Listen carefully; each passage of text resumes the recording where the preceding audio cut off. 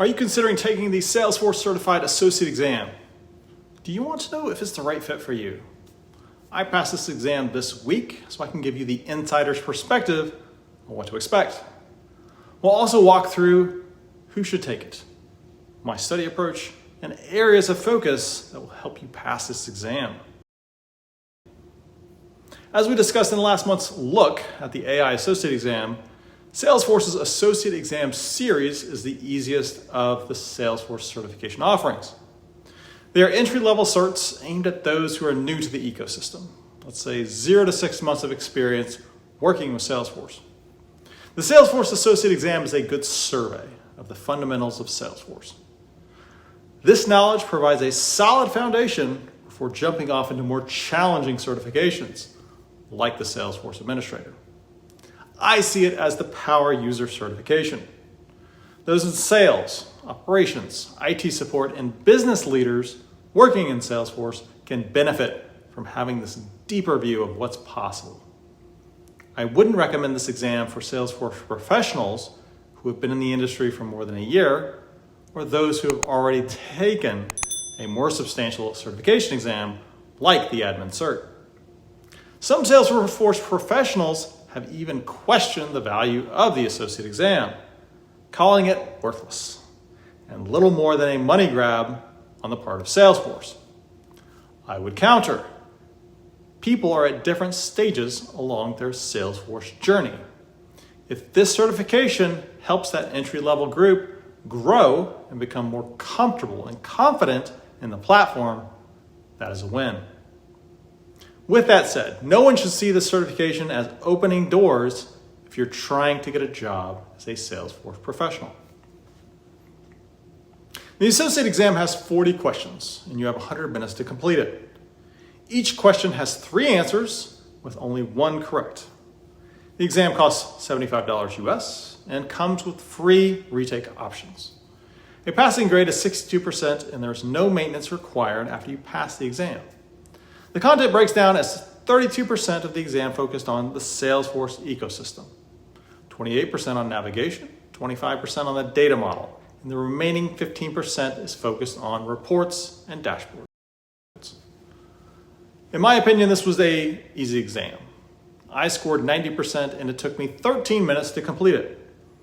I made a similar statement about the AI Associate exam, but the key difference was the breadth of content that the Associate exam covers. My study approach was to start with a practice test to gauge my readiness.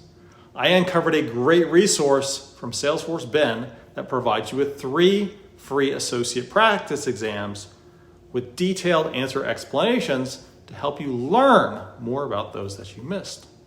I've included a link to this resource below. I scored over 80% on that initial practice test, so I spent my time the day before focused on completing the rest of those practice exams and fortifying my weaknesses. I feel this is a solid approach for the more seasoned professionals, but if you're just starting out with Salesforce, I would commit the time to working through the Associate trail mix.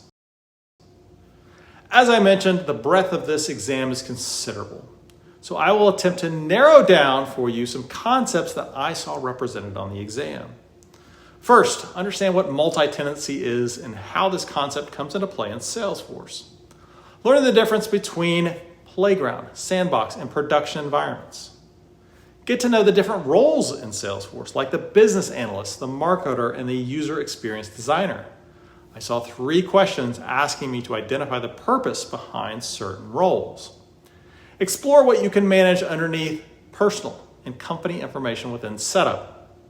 Research the benefits of using the Kanban list view. Understand how wildcards can make it easier to conduct searches in Salesforce. Identify the criteria for creating a unique username. Understand the difference between deactivating and deleting a user in Salesforce. Look at bucket columns and when we would use them inside Salesforce reporting. Recognize how role hierarchy impacts record access in Salesforce.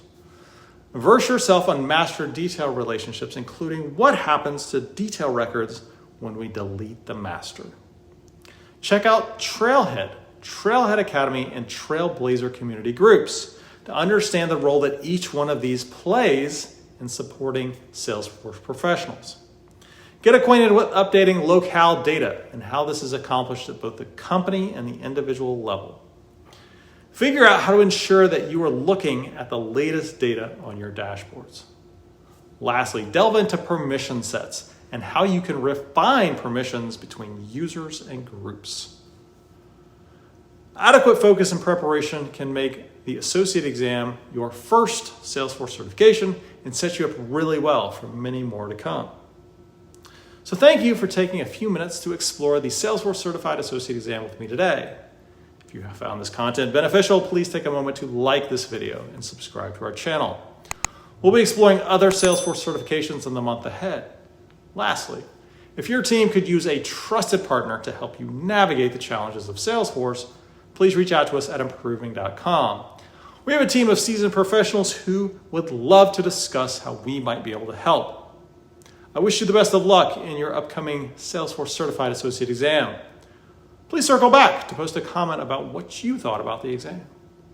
Until next time.